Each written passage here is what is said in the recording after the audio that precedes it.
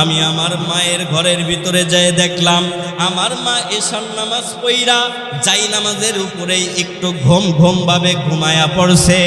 আমি আমার মার ঘরে যাইয়া মাকে কিছু না বইলা আমার মা কি আমি এমন জোরে একটা লাথি মারলাম, আমার মায়ের কোমর পেতে লাঠিটা লাগলো। আমার মায়ের কোমরে লাথি লাগার পর আমার মা গড়াইয়া যাই নামাজ থেকে নিচেই চলে আসলো, যাই নামাজের বাইরে চলে আসলো। আমার মা এই লাথির কারণে এত ব্যথা পাইছে। হুজুর আমার মা পয়সা মায়ের টকটকা সাদা চেহারাটা কালো হয়ে গেছে, চোখ পানিতে টলমল টলমল করতেছে। আমার মা ফুফায়া ফুফায়া কাঁদে আর আমাকে ডাক দিয়ে বলে, কেন তুই আমাকে লাথি মারলি রে পুত? আল্লাহ মানুষকে বড় সুন্দর করে বানাইছে। আল্লাহ বলেন ওয়াত্তিন ওয়াজ্জাইতুন ওয়াতুরি সিনিন ওয়াহাযাল বালাদিল আমিন। কয়টা আয়াত পড়লাম বলেন? কয়টা আয়াত পড়লাম? 4টা আয়াত পড়লাম। এই 4টা আয়াত আল্লাহ কসম কেটেছেন, 4টা দামি দামি বিষয়ের কসম কেটেছেন।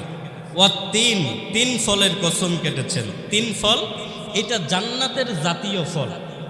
3 ফল জান্নাতের জাতীয় ফল। বাংলাদেশের জাতীয় ফলের নাম কি? কাঁঠাল।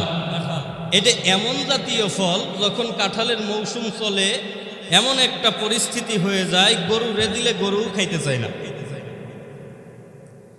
আর জান্নাতি জাতীয় ফলের কসম আল্লাহ তাআলা কাটলেন। ওয়াত্তিন ওয়াজ্জাইতুন, আল্লাহ পাক রব্বুল আলামিন জাইতুনের কসম কাটলেন। ওয়াতুরি সিনিন, তুর পাহাড়ের কসম কাটলেন। ওয়াহাদাল বালাদিল আমিন, মক্কা শহরের কসম কাটলেন। 4টা দামি দামি, এর আরো অনেক ব্যাখ্যা আছে। 4টা দামি দামি বিষয়ের কসম কেটে আল্লাহ পাক রব্বুল আলামিন এবার বলতেছেন, লাকাদ খালাকনাল ইনসানা ফি আহসানি তাকওয়িম।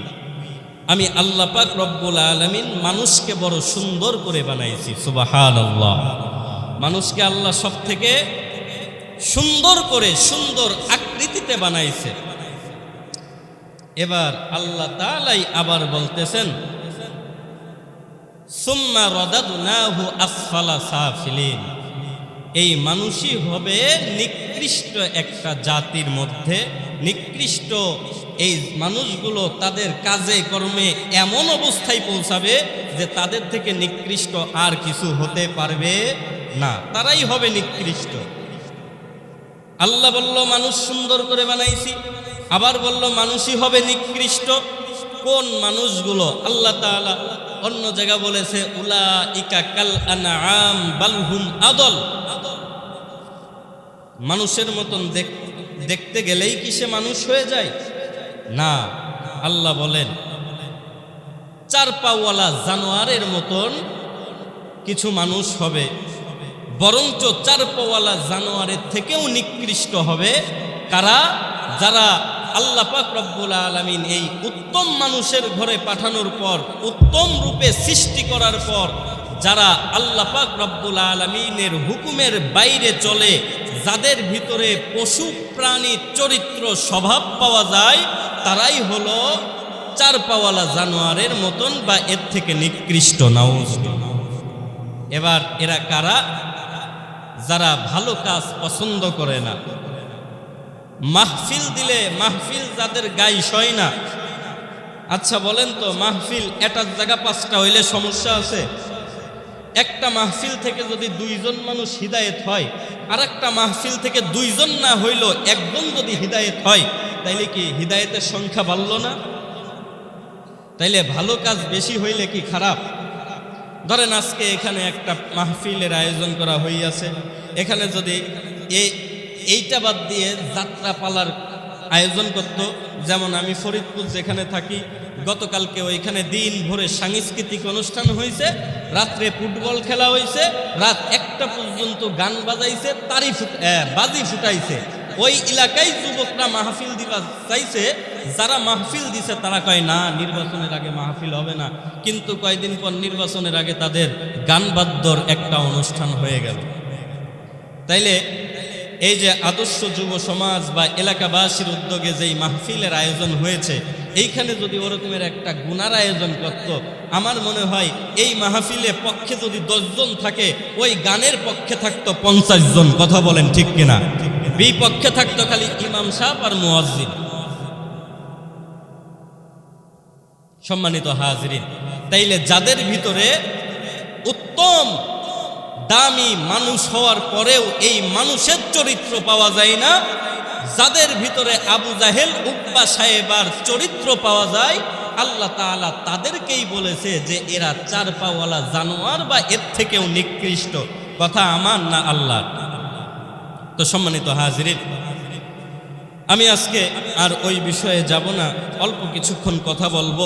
মনটা নরম কইরা কথাগুলো শুনবেন। আল্লাহ পাক রব্বুল আলামিন যদি আমরা চোখ দিয়ে একটু পানি বের করতে পারি, এই পানির ওসিলায় মাফ করতে পারে কি পারে না?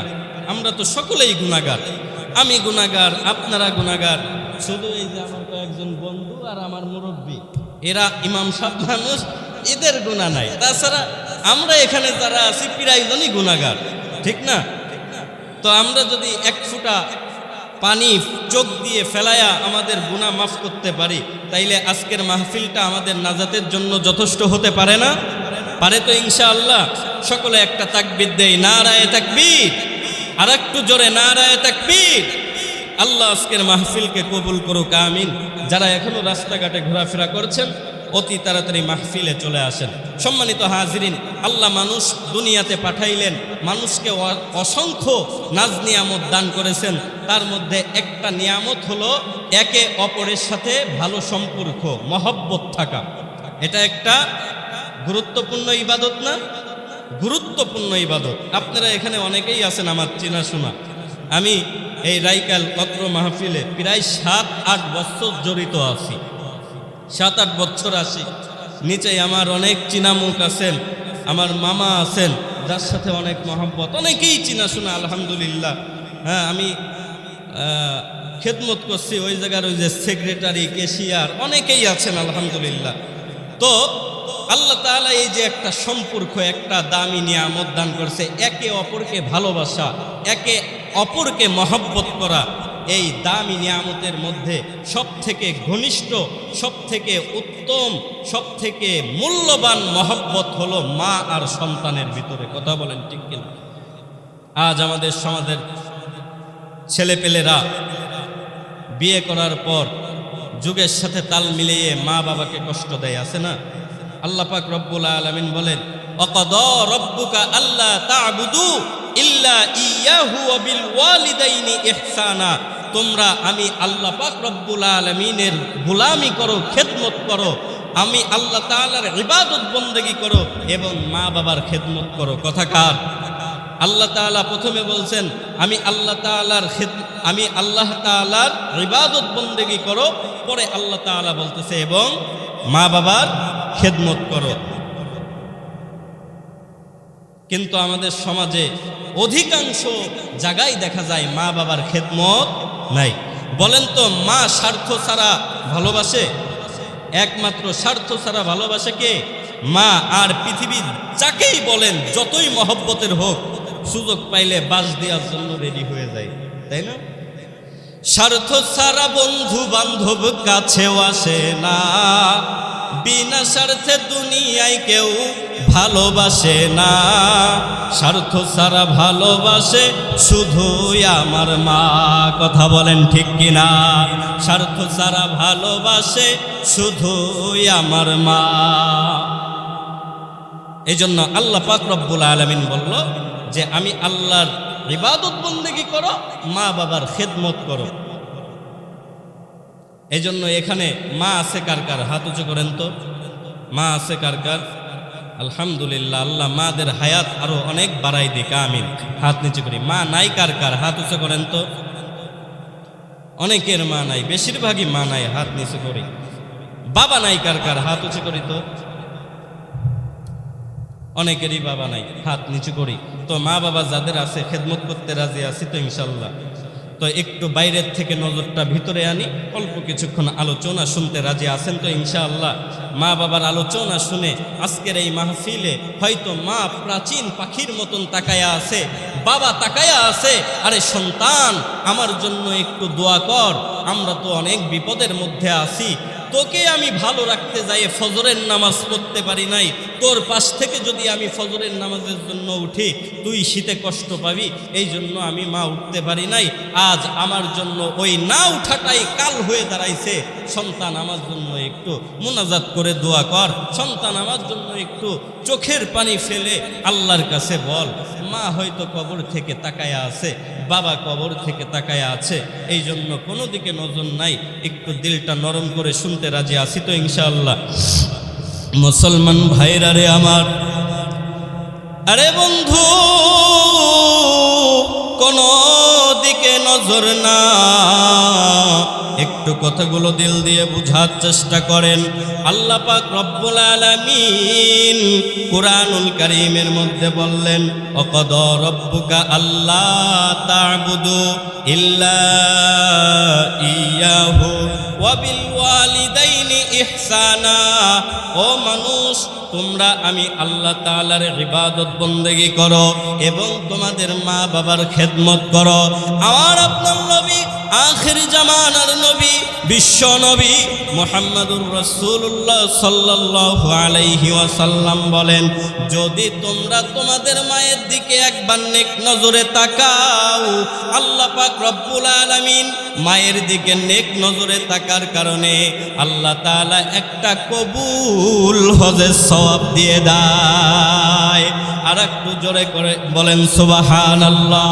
লক্ষ লক্ষ টাকা খরচ কইরা হজ করতে গেলে হজ কবুল হইতেও পারে, হজ কবুল নাও হইতে পারে, কিন্তু যদি মা বাবার দিকে কেউ একবার নেক নজরে তাকায়, আমার আল্লাহ পাক রব্বুল আলামিন একটা কবুল হজের সওয়াব দিয়ে দেয়। ঘোষণাকার ও মুসলমান, কোনো দিকে নজর নাই, রাস্তাঘাটে এখনো যারা ঘোরাফেরা করছ, ও যুবক ভাই, কয়দিন আর দুনিয়ায় থাকবা, কয়দিন আর রক্তের বড়াই দেখাবা, রক্ত গরম দেখাবা। একটু আসো মাহফিল প্যান্ডেলে বসে যাও, আজকের মাহফিল থেকে মা বাবার জন্য একটু দোয়া করো, মা বাবা জীবিত থাকলে হায়াত বাড়ার দোয়া করো, মা বাবা কবরে চলে গেলে মা বাবার কবরে রূহের মাগফিরাতের জন্য দোয়া করো। আরে মুসলমান, কোনো দিকে নজর নাই, সকলে আমার দিকে তাকান, দেখেন একটু আলোচনা শুই না মনটা নরম কইরা, একটু চোখ দিয়ে পানি বের করতে পারেন কিনা? আল্লাহু আকবার। মা বাবার দোয়া কারেন্টের মতন সন্তানের জন্য কবুল হয়। এই জন্য আমার নবী বলেন, কখনো তোমরা মা বাবাকে কষ্ট দিবা না, মা বাবা যেন শব্দটা বের না করে, মা বাবাকে সবসময় ভালোবাসবা, মা বাবাকে সবসময় আদর করবা, মা বাবার জন্য সবসময় তোমরা এমন করে বিনয়ী হয়ে যাবা, মা বাবার খেয়াল সবসময় রাখবা। মা বাবা যদি তোমার জন্য দোয়া করে, তুমি গরিব থেকে কোটিপতি হয়ে যেতে পারো। মা বাবা যদি তোমার উপরে খুশি থাকে, তুমি এমন করে অশান্তি থেকে শান্তির ভিতরে চলে আসতে পারো। মা বাবা যদি তোমার উপরে খুশি থাকে, তুমি এমন করে অসুস্থ থেকে ভালো হতে পারো, গরিব থেকে এমন করে সবল হয়ে যেতে পারো। আল্লাহু আকবার। মা বাবা যদি তোমার উপরে বেজার হয়ে যায়, সকালবেলা যখন তুমি গাড়িতে কাজের জন্য বের হও, ট্রাকের তলে পইরা মারা যেতে পারো। মা বাবা যদি মনে কষ্ট পায়, তাইলে তোমার মৃত্যু অনেক কাছে চলে আসবে, তোমার বিপদ অনেক কাছে চলে আসবে, তোমার সমস্যা অনেক কাছে চলে আসবে। মা বাবার দোয়া কারেন্টের মতন কবুল হয়ে যায়। এই জন্য ও ভাই, মনটা নরম কইরা, দিলটা নরম কইরা একটু কথাগুলো শোনার চেষ্টা করেন। আল্লাহু আকবার। মা বাবার খেদমত করার দরকার আছে না নাই? মা বাবার দোয়া নেওয়ার দরকার আছে না নাই? মা বাবাকে আমরা সকলে ভালোবাসি, মা বাবাকে আল্লাহ যেন মাফ করে দেয়, সকলে বলি আমিন। সকলে একবার জবান খুলে আল্লাহরে ডাক দেন না আল্লাহ। আর একটু জোরে সকলে আওয়াজ করে বলেন না আল্লাহ। আর একটু আওয়াজ করে বলেন না আল্লাহ। আরে মুসলমান, আমার মহব্বতের একজন মানুষ একদিন আমাকে ডাক দিয়ে বলতেছে, হুজুর আপনার সাথে আমার কিছু কথা আছে। আমি বললাম, ভাই কি কথা বলো? এই লোকটা ডাক দিয়ে বলে, হুজুর আমি তো আপনার এই মসজিদে নামাজ আদায় করি, আমার একটা পা নাই, দেখেন আমার পাটা নাই কেন? আমি আপনার সাথে এই বিষয়ে একটু আলাপ করতে চাই। আমাকে কি আল্লাহ তাআলা মাফ করবে কিনা? আমাকে কি আল্লাহ তাআলা ক্ষমা করবে কিনা? আমার জন্য একটু দোয়া করবেন। আমি বললাম, ভাই কি সমস্যা আপনার বলেন, আপনি কি বিষয় আমার সাথে আলাপ করতে চান? এই লোকটা ডাক দিয়ে বলে, হুজুর কি বলবো দুঃখের কথা, আমার যেই মা জননী, এই মা জননীর সাথে আমি যেই বিয়াদবি করছি, জানি না আল্লাহ পাক রব্বুল আলামিন আমাকে মাফ করবে কিনা। বলেন কি অবস্থা? বলে, হুজুর আমি একটা সরকারি চাকরি করতাম, প্রত্যেক দিন সকালে নিয়ম অনুযায়ী আমি অফিসের জন্য বের হয়ে যেতাম, আবার সন্ধ্যার পর বাড়িতে চলে আসতাম, এসব দিকে বাড়িতে চলে আসতাম। কোনোদিন একটু দেরি হতো, কোনোদিন একটু তাড়াতাড়ি আসতাম। একদিন আমি এমন করে বাড়িতে আসলাম, প্রত্যেক দিনই আমার স্ত্রী আমার কানে কানে আমার মায়ের নামে অনেক কথা আমাকে বলে। আমি বাড়িতে আসলেই বলে, তোমার মা আজকে আমার সাথে এই আচরণ করছে, তোমার মা আজকে তোমার সন্তানের সাথে এই আচরণ করছে, তোমার মা আজকে মাছের বড় অংশটা নিছে, তোমার জন্য থই নাই, তোমার সন্তানের জন্য থই নাই। তোমার মা সব সময় নিজের চিন্তা করে, আমাদের কারো চিন্তা করে না। বলেন তো, স্বামীর কানে এরকমের বিষ ঢালার মতন বিটার বউ আছে না নাই? নাই? আপনারা এখানে যারা আছেন, মন খুইলে কেউ বলতে পারেন যে হুজুর বিয়ের আগে আমি এমন পরিস্থিতিতে ছিলাম যে বিয়ের আগেই আমার সিদ্ধান্ত ছিল আমি আমার মা বাবারে জুদো করে বিয়ের পর আলাদা খাবো। এরকমের কোনো সন্তান পাওয়া যাবে? সব সন্তান চাই বিয়ের পরে আমি আমার মা বাবাকে নিয়ে সুন্দর করে সংসার করব, সুন্দর করে সংসার চালাবো, মা বাবা আমার ভিতরে থাকবে, এরকমের চাই না? কিন্তু বিয়ের পরে যখন অন্য বাড়ির মেয়ে নিজের বাড়িতে চলে আসে, নিজের বাড়িতে অন্য বাড়ির মেয়ে নিয়ে আসে, এই মেয়ের জন্য পাতিলার এক থাকা সম্ভব না। হাজারে হয়তো কয়েকটা টিকে যায়। মুসলমান বন্ধু, কোনো দিকে নজর নাই। আমার মাইকের আওয়াজ অনেক মা বাবার কান পর্যন্ত যাচ্ছে। তারা হয়তো যে কোনো কারণে আজকের মাহফিলে আসতে পারেন নাই। মহিলাদের বসার আয়োজন ব্যবস্থা আছে, অনেক বিটার বউ এখানে আছেন, তারা কথাগুলো একটু দিল দিয়ে বোঝার চেষ্টা করবেন। আপনার মাকে যেমন আপনি ভালোবাসেন, তেমনি করে আপনার স্বামীও তার মাকে ভালোবাসে, তেমন করে তার স্বামীও, আপনার স্বামীও তার বাবাকে ভালোবাসে। এরে মা বোনেরা, খেয়াল করে একটু কথাগুলো শোনার চেষ্টা করবেন। সম্মানিত হাজিরিন, আমি যেই কথাটা বলতে চেয়েছিলাম, এই কথার মাধ্যমে আমি এতটুকু আপনাদেরকে বুঝাইতে চাই, যদি কোনো মা সন্তানের উপরে বেজার হয় তাইলে তার কি অবস্থা হয়। এ মুসলমান, কোনো দিকে নজর না, একটু দিল দিয়ে কথাগুলো শোনার চেষ্টা করেন।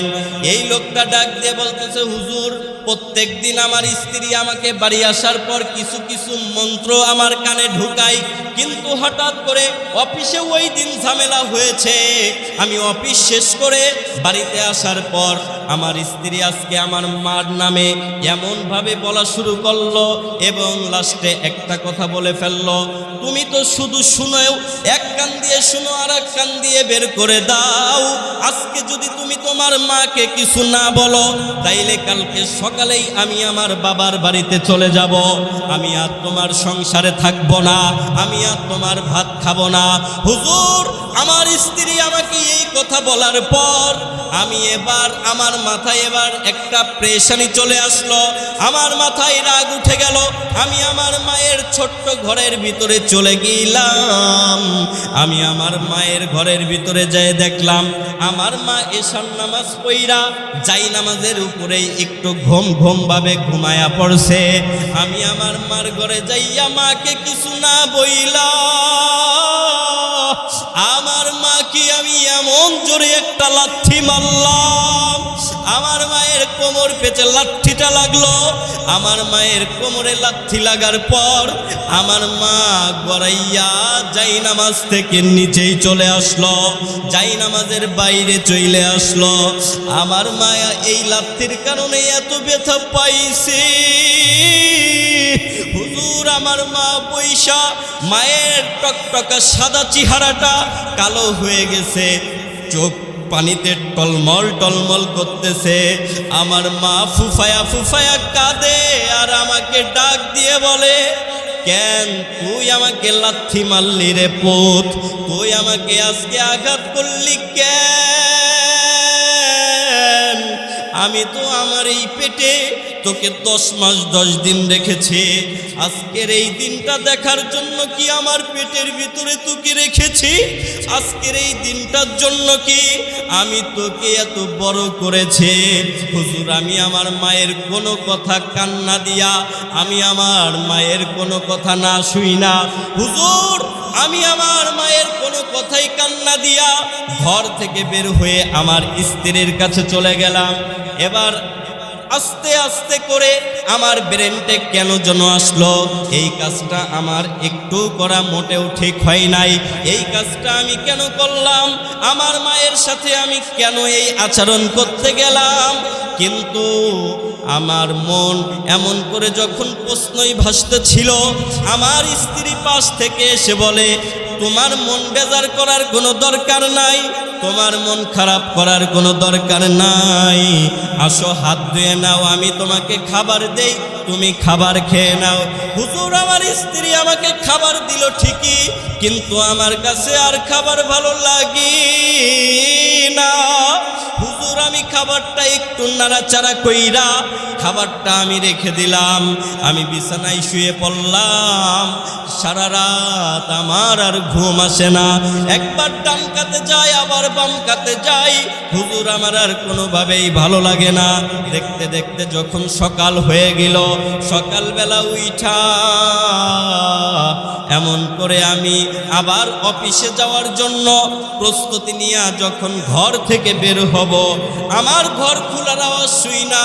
আমি রাত্রে যেই মাকে লাথি মেরেছিলাম, ওই মা আমার ঘরের দরজা খোলার আওয়াজ পায়া আমার মা ঘর থেকে বের হয়ে গেছে।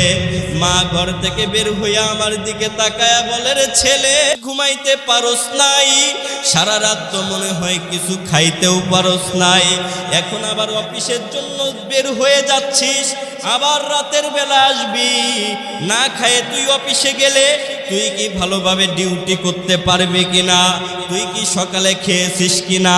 যেই মাকে রাতের বেলা আমি আঘাত করলাম, যেই মাকে রাত্রের বেলা আমি এমন করে তার পিঠ বরাবর মাজা বরাবর লাথি মারলাম, ওই মা আমাকে ডাক দিয়ে যখন এই কথা বলে, আমার মন আর মানে না, আমার মন পাগলের মতন ওই মায়ের দিকে ছুটে যায়।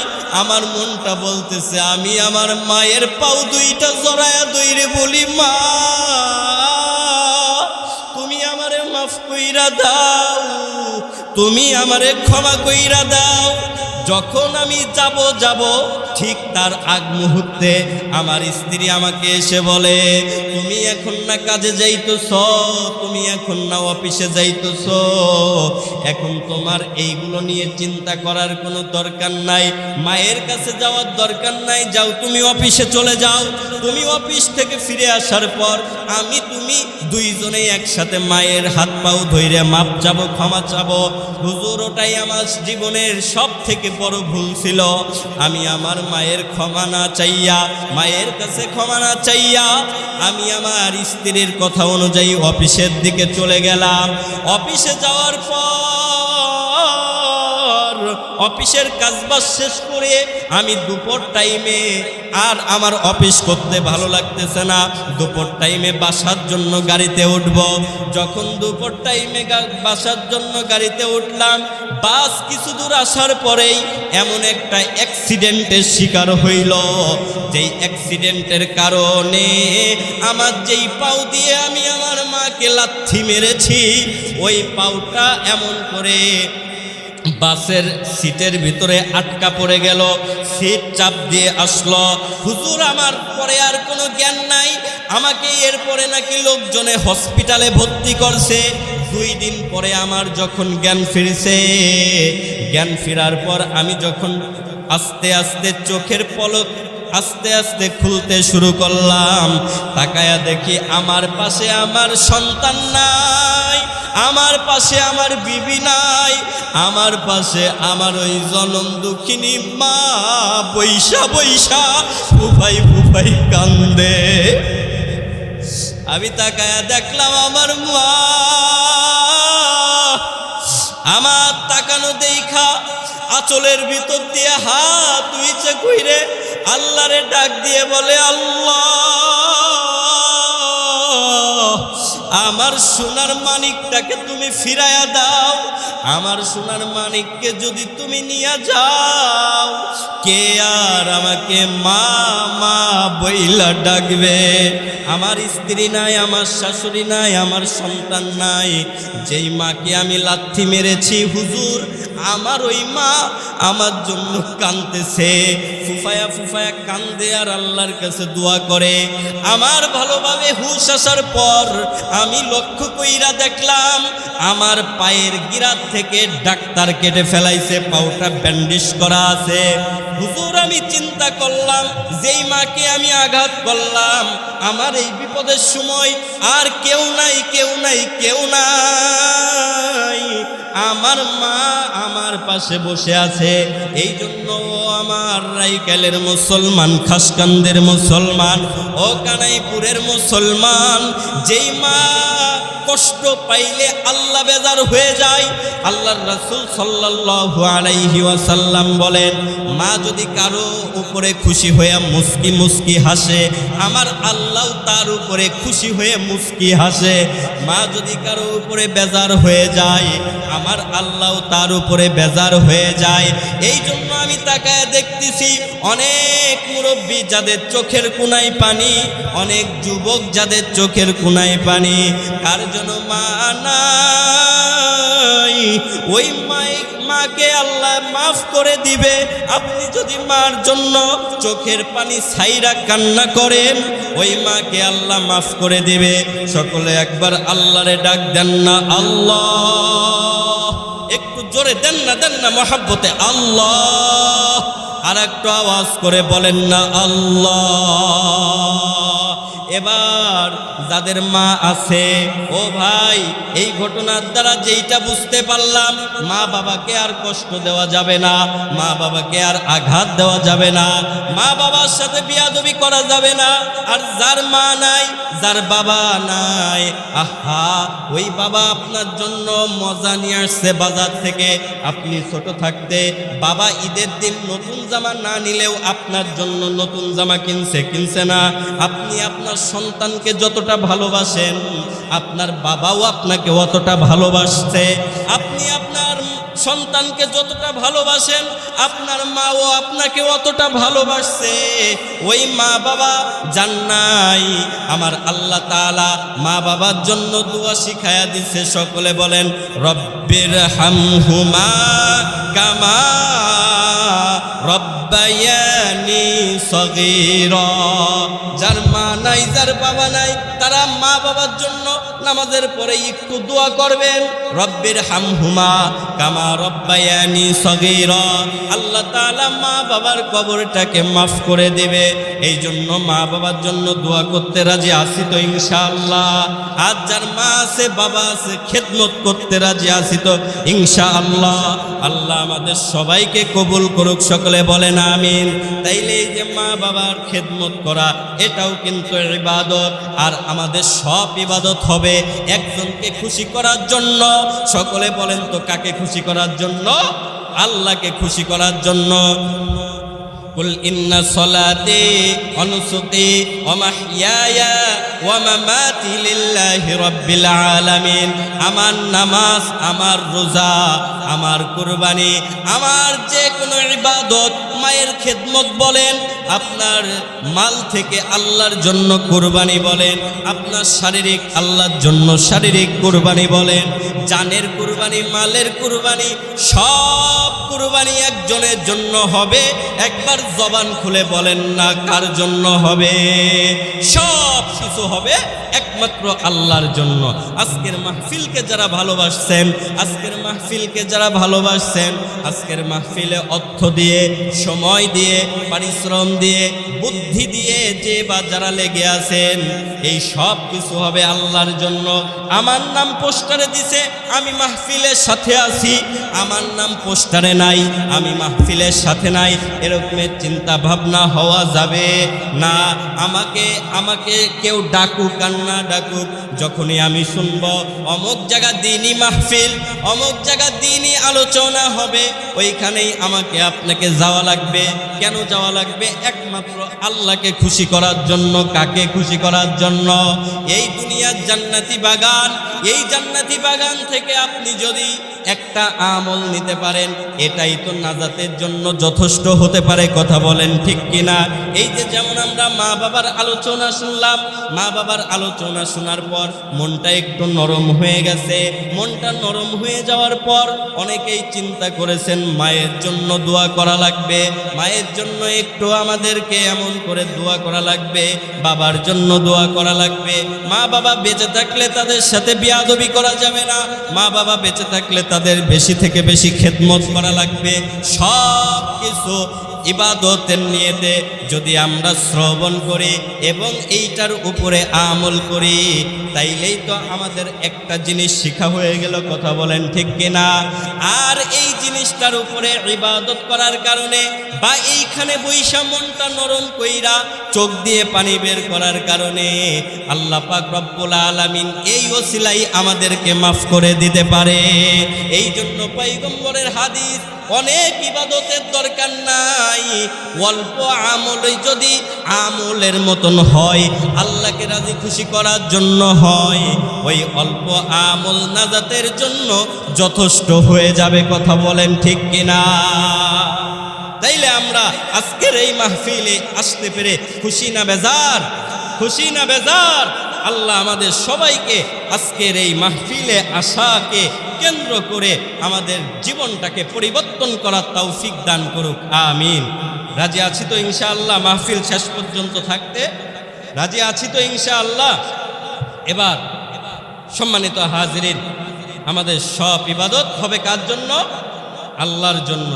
কে কি বলল না বলল, আমাকে কে কি বলল না বলল, ওইটা দেখার টাইম আছে? বলেন টাইম আছে? সব ইবাদত হবে একমাত্র আল্লাহর জন্য। আর যখন আল্লাহর জন্য আপনি ইবাদত করবেন, আমি ইবাদত করব, এই ইবাদতকে কেন্দ্র করে আল্লাহ তাআলা আমাদেরকে দামি করে নেবে। ঠিক না? আল্লাহ তাআলার পছন্দনীয় বান্দা বানায়া নিবে। ইবাদত হবে নবীজির আদর্শ অনুযায়ী। কুল ইন কুনতুম তুহিব্বুনাল্লাহা ফাত্তাবিউনি ইউহিব্বুকুমুল্লাহ ওয়া ইয়াগফিরু লাকুম যুনুবাকুম ওয়াল্লাহু গফুরুর রহিম। ও নবী, উম্মতের জানায়া দেন, যদি কোনো বান্দা, যদি কোনো বান্দি আমি আল্লাহকে পেতে চাই, আমি আল্লাহকে বন্ধু হিসাবে পেতে চাই, সে যেন সর্বপ্রথম আপনি নবীকে অনুকরণ করে। এবার বলেন তো, আমার আপনার নবী মাকে মহব্বত করতেন না? করতেন না? আমার আপনার নবী, আমার নবীর কাছে এক সাহাবী এসে বললেন, ইয়া রাসূলুল্লাহ, ইয়া হাবিবাল্লাহ, আমি খেদমত করব কার? নবীজি বললেন, মার। কার? যা রাজুলুন ইয়া নবী আল্লাহ ফাকালা ইয়া রাসূলুল্লাহ মান আহাক্কুন নাসি বিহুসনি সাহাবাতি ক্বালা সুম্মা মান ক্বালা উম্মুকা ক্বালা সুম্মা মান ক্বালা উম্মুকা ক্বালা সুম্মা মান ক্বালা উম্মুকা ক্বালা সুম্মা মান ক্বালা উম্মুকা ক্বালা সুম্মা মান ক্বালা আবুকা। তিনবার আল্লাহর নবী সাল্লাল্লাহু আলাইহি ওয়াসাল্লাম বললেন যে মায়ের খেদমত করো। কার খেদমত? তিনবার আল্লাহর রাসূল বললেন মায়ের খেদমত করো। তিনবারের পর চতুর্থবার আল্লাহ পাক রব্বুল আলামিন বললেন বাবার খেদমত করো। মার কথা কেন তিনবার করা বলা হলো? কারণ মা আপনাকে আমাকে এই যে 10 মাস 10 দিন পেটের ভিতরে রেখেছে, এই 10 মাস 10 দিন পেটের ভিতরে রেখে মা যত কষ্ট করেছে বাবা এর 5 ভাগের 1 ভাগও করে নাই। এজন্য মা বলল, আল্লাহ রাসূল তিনবার বলল মায়ের খেদমত করো। আল্লাহর নবীর জামাতা হযরত আলী রাদিয়াল্লাহু তাআলা আনহু ব্যবসার জন্য যখন দূরে সফরে গেলেন, ব্যবসার জন্য দূরে সফরের থেকে যখন আসলেন, আসার পরে আল্লাহর রাসূলের সামনে আলী রাদিয়াল্লাহু তাআলা আনহুকে হাসান হুসাইন দৌড়ায় আয়েশা কোলের ভিতরে যায় চুমু খায়। আল্লাহর রাসূলের সামনে আলীর কপালে চুমু খাইতেছে, আলী বাচ্চাদের ঠোঁটে চুমু দিতেছে।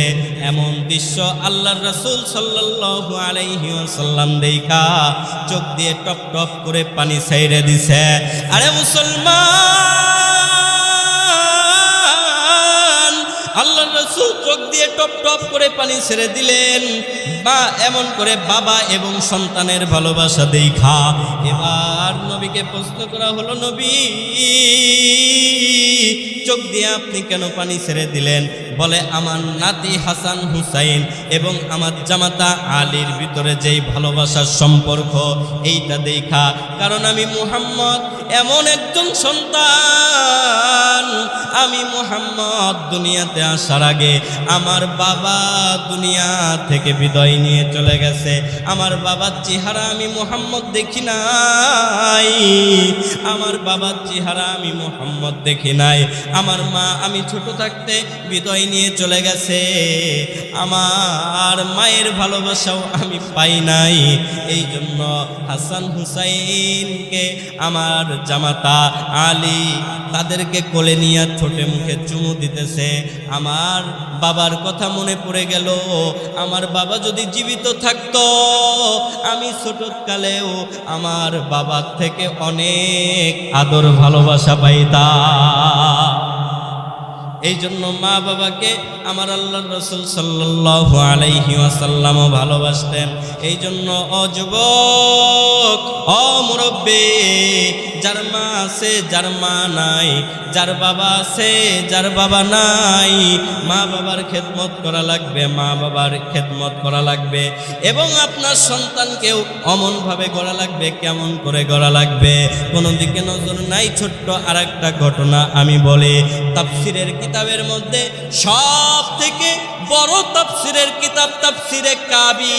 এই তাফসিরে কাবির মুসান্নিফ ফখরুদ্দিন রাজি রাহমাতুল্লাহি আলাইহি তার কিতাবের মধ্যে উল্লেখ করেছেন, আল্লাহর নবীর কোনো এক সাহাবী, এই তাফসিরের লেখক কিতাবের মধ্যে উল্লেখ করেছেন, আল্লাহর কোনো এক নবী তার ব্যক্তিগত কাজে আল্লাহর হুকুমে যাচ্ছেন কাজ করার জন্য। পথিমধ্যেই একটা কবর পেঁচে গেছে। এই কবরের কাছে নবীজি যখন পৌঁছাইলেন, দেখলেন কবরের ভিতরে ধাউ ধাউ কইরা আগুন জ্বলতেছে। নবীজি কাউকে কিছু না বইলা তার কাজের স্থানে চলে গেলেন। কাজের স্থানে যেয়ে কাজগুলো শেষ করা। এবার নবীজি ভাবতেছেন ফিরার সময় আমি দেখে যাব ওই কবরের কি অবস্থা। এবার নবীজি ফিরার সময় ওই কবরের কাছে আইসা দেখে এই কবরে আর আযাব নাই, এই কবরে আর শাস্তি নাই, এই কবরওয়ালা জান্নাতি বিছানায় ঘুমায়। সুবহানাল্লাহ।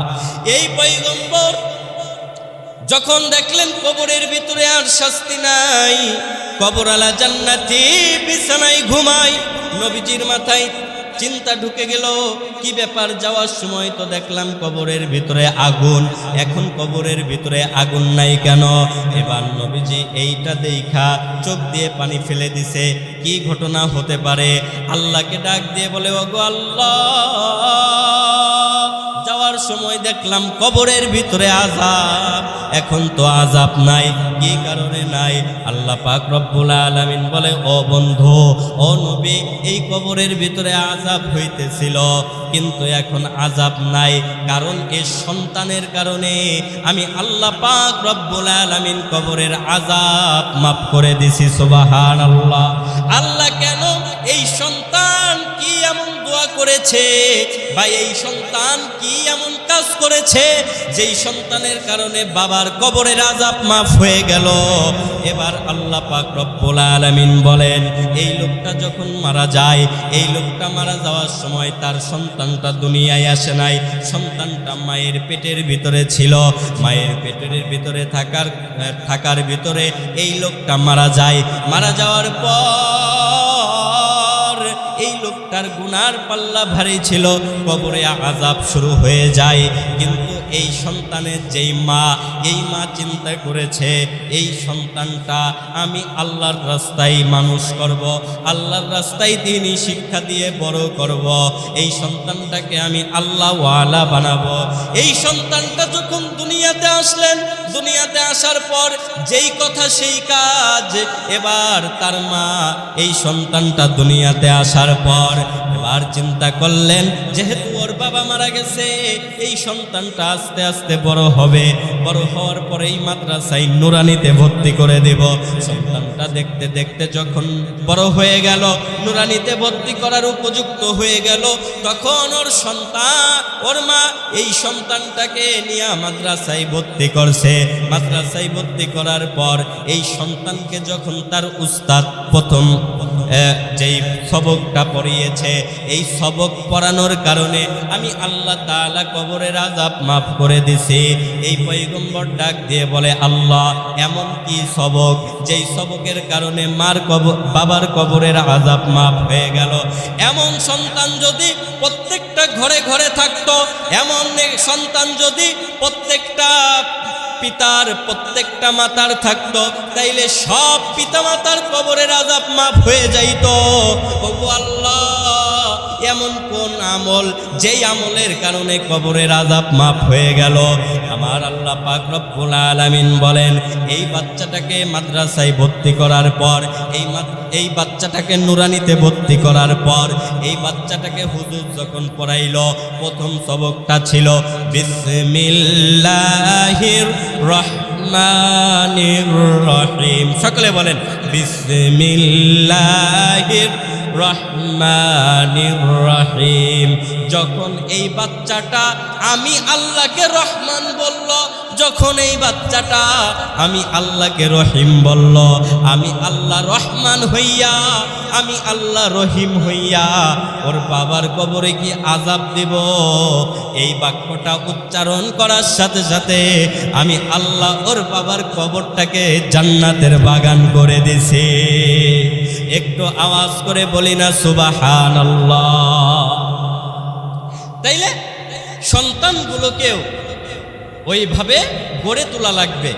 এখন আমি যেই কাজ করব, যেমন কর্ম তো তেমন ফল। আপনি বাবা, আপনার সন্তানের সামনে আপনি যেমন করবেন, আপনি মারা যাওয়ার পরে আপনার সন্তানও কি ওরকমের করবে। আপনি বাবা, আপনি সন্তানকে সামনে রেখে মা বাবার সাথে যেমন আচরণ করবেন, আপনার সন্তান যখন বড় হবে, আপনি যখন মুরব্বী হবেন, আপনার সন্তানও কি করবে? ওরকমের আচরণ করবে। এই জন্য শুধু সন্তান, মা বাবার উপরে হক সন্তানের এমনটা না, বরঞ্চ সর্বপ্রথম দায়িত্ব মা বাবা সন্তানের উপরে যেই হক আছে ওই হককে আদায় করা। বুঝতে পারেন নাই? খালি কি সন্তান আপনার হক আদায় করবে, ইসলাম এইটা শিখাইছে? ইসলাম এইটা বলছে? না, তার আগে আপনার সন্তান আপনার কাছ থেকে যতগুলো হক পাওয়ার প্রাপ্য, আপনার যতগুলো দায়িত্ব আপনার সন্তানকে মানুষ করার, এইগুলো আপনাকে পালন করা লাগবে। এই জন্য আমরা তো হয়তো অনেক কিছু না বুঝেই করে ফেলাইছি। অনেক কিছু আমাদের হয়তো আগে তো দেখা যাচ্ছে মাদ্রাসা মসজিদ অত ছিল না, আলেম ওলামা অনেক অত ছিল না, হয়তো এই জন্য আমাদের মা বাবারা বা আমরা যারা মুরব্বী হয়ে গেছি, আমরা অতটা শিক্ষা নিতে পারি নাই। এই জন্য আল্লাহর কাছে বেশি বেশি ক্ষমা চাওয়া, আল্লাহ মাফ করে দাও, আল্লাহ ওই ভুল থেকে আমাদেরকে তুমি ক্ষমা করো, এবং এখন থেকে যতটুকু যতটুকু সম্ভব ওই অনুযায়ী সন্তানদেরকে মানুষ করা লাগবে, বা আমাদের জীবনটাকে ওই অনুযায়ী কি করা লাগবে, চালানো লাগবে। শোনো শোনো রাইকালবাসী, শোনো দিয়া মন, শোনো শোনো রাইকালবাসী, শোনো দিয়া মন, ভালো লাগলো আপনাদের এই আজকের আয়োজন, ভালো লাগলো আপনাদের এই মাহফিল আয়োজন। শোনো শোনো কানাইপুরবাসী, শোনো দিয়া মন, ভালো লাগলো আপনাদের এই আজকের আয়োজন। ভাইরে ভালো লাগলো আপনাদের এই আজকের আয়োজন। আজকের আয়োজনে যারা সম্পর্ক রেখেছেন, আজকের আয়োজনে যারা কষ্ট করেছেন, আল্লাহ তাআলা সবাইকে উত্তম প্রতিদান দিবেন। সকলে বলেন আমিন। যারা যারা এখানে আছি সবাই মিলে একসাথে জান্নাতে যাইতে চাই তো ইনশাআল্লাহ? যারা যারা জান্নাতে যাইব হাতে লারা দেন, সবাই হাত উঁচু করেন। যারা যারা জান্নাতে যাইব হাতে লারা দেন সবাই। দিন ইসলামের পক্ষে থাকবো, আল্লাহু আকবার বলেন সবাই। নারায়ে তাকবীর। আল্লাহ আজকের মাহফিলকে কবুল করুক। আমার বড় ভাই, বড় আজকের মাহফিলের প্রধান বক্তা, প্রধান আকর্ষণ আমাদের সামনে এসে উপস্থিত হয়ে গিয়েছে। আল্লাহ তাআলা আমাদেরকে মা বাবার খেদমতের উপরে যেই আলোচনা করলাম, মা বাবার খেদমত করার তৌফিক দান করুক, এবং আমাদেরকে আজকের আলোচনার উপরে আমল করে আল্লাহর পছন্দনীয় বান্দার খাতায় নামটা লেখানোর তৌফিক দান করুক। আমিন। ওয়া আখিরি দাওয়ানা আনিল হামদুলিল্লাহি রাব্বিল আলামিন। আসসালামু আলাইকুম ওয়া রাহমাতুল্লাহি ওয়া বারাকাতুহু।